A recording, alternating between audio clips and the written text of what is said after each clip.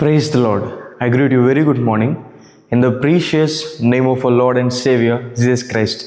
మన ప్రభువును రక్షకుడైన యేసుక్రీస్తు నామంలో మీ అందరికీ శుభాలు తెలియజేస్తున్నాను. ఎలా ఉన్నారు? మీరంతా బాగున్నారా? మీకోసం ఎల్లప్పుడూ ప్రార్థన చేస్తున్నాను. దేవుడు మిమ్మల్ని మీ కుటుంబాన్ని దీవించి ఆశీర్వదించునుగాక. ఆమేన్. మీ ప్రయత్నాలన్నీ కూడా దీవించబడునుగాక. ఆమేన్.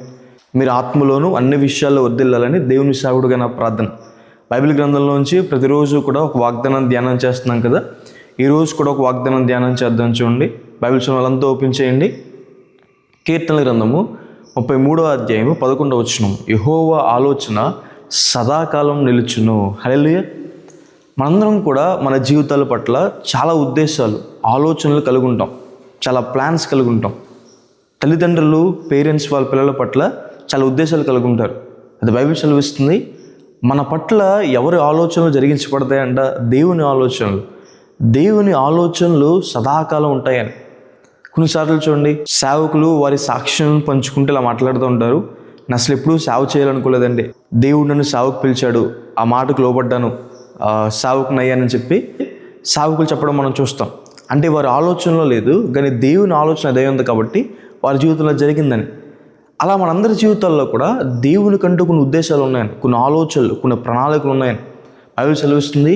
యెహోవా తీర్మానమే స్థిరమని.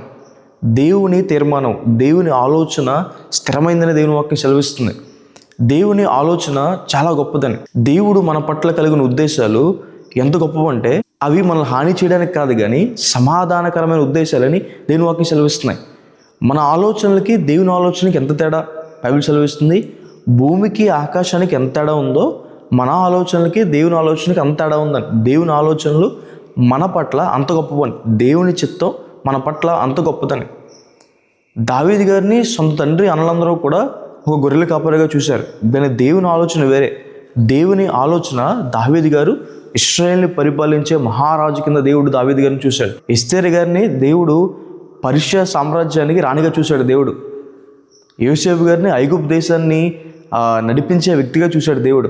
ఈరోజు దేవుడికంటూ మన పట్ల ఒక ప్రణాళిక ఉంది. దేవునికంటూ మీ పట్ల, మీ పిల్లల పట్ల, మీ కుటుంబం పట్ల ఒక ఉద్దేశం, ఒక ఆలోచన కలిగి ఉంది. దేవుని ఆలోచనలు మన పట్ల ఎప్పుడు నెరవేర్చబడతాయి? దేవుని చిత్తం గొప్పదని మేము తెలుసుకున్నామండి. దేవుని చిత్తం మా పట్ల ఎప్పుడు నెరవేర్చబడుతుంది? బైబిల్ సెలవిస్తుంది, మనం మనస్సు మారి రూపాంతరం చెందడం ద్వారా దేవుని చిత్తం మన పట్ల నెరవేర్చబడుతుందని. మన మనస్సు మార్చుకుంటే చూడండి, ఒక లైట్ ఉందనుకోండి, లైట్ దగ్గరగా వస్తేనే దా వెలుగును మనం అనుభవించగలం. అలాగే మనం దేవుని దగ్గరగా రావడం ద్వారా, మన మనస్సు మార్చుకోవడం ద్వారా దేవుని ఉన్నతమైన చిత్తం, గొప్ప చిత్తం, దేవుని గొప్ప ఆలోచనలు మన పట్ల నెరవేర్చబడతాయని. మన జీవితంలో చాలాసార్లు కష్టపడడానికి, శ్రమలు పాలవడానికి, ఫెయిల్యూర్స్ కుండా వెళ్ళడానికి కారణం మనం దేవుని చిత్తానికి లోపడకపోవడమే. బైబిల్లో సౌలు అనే రాజు మనం చూస్తాం, ఇశ్రాయేలు పరిపాలించిన మొదటి రాజు. సౌలు గారు తన జీవితంలో రాజు స్థానాన్ని పోగొట్టుకోవడానికి కారణం ఏంటో తెలుసా?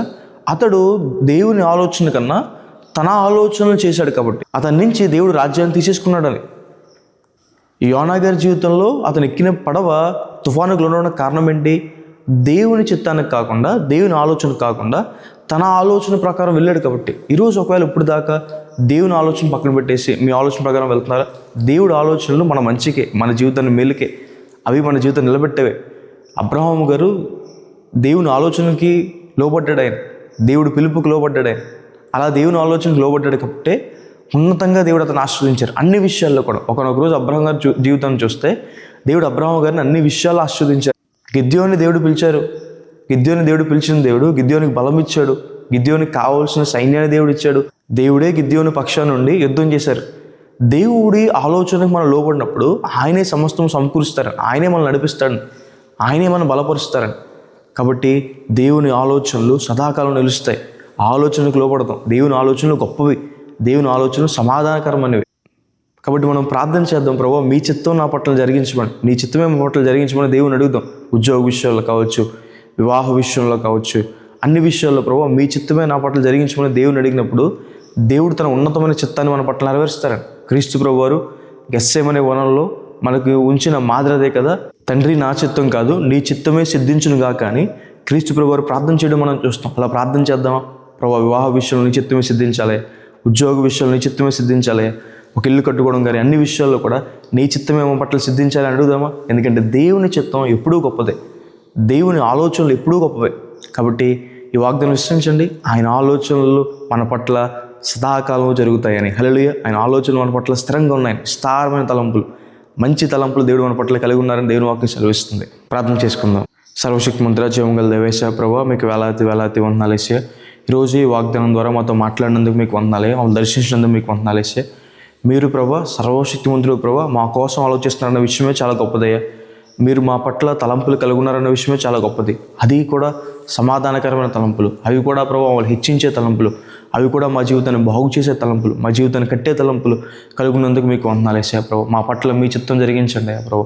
మీ చిత్తం చాలా గొప్పది ప్రభు. మీకు వేలాది వందనాలు యేసయ్యా. మీకు స్తుతి స్తోత్రం తండ్రి. ప్రియులు ఎంతమంది ఈ వాగ్దానం వీక్షిస్తున్నారు ప్రభు, వారి పట్ల మీ చిత్తం జరిగించండి అయ్యా. వారిని ఉన్నతమైన స్థాయిలో ఉంచుకున్న దేవా ప్రతిమాలుకుంటున్నాం యేసయ్యా ప్రభు. లేవనెత్తమని దేవా ప్రతిమాలుకుంటున్నాం, స్వస్థపరచమని దేవా ప్రతిమాలుకుంటున్నాం, అప్పుల బాధ నుంచి బయటకు తీసుకురమ్మని దేవా ప్రభు ప్రతిమాలుకుంటున్నాను యేసయ్యా ప్రభు. రాకపోకలు ఎందు మీరే కాచి కాపాడండి, అన్ని విషయాల్లో మీరు సహాయం చేయండి, గొప్ప కార్యాలు చేయమని దేవా యేసు నామమున వేడుకుంటున్నాను తండ్రి. Amen. God bless you. God bless India.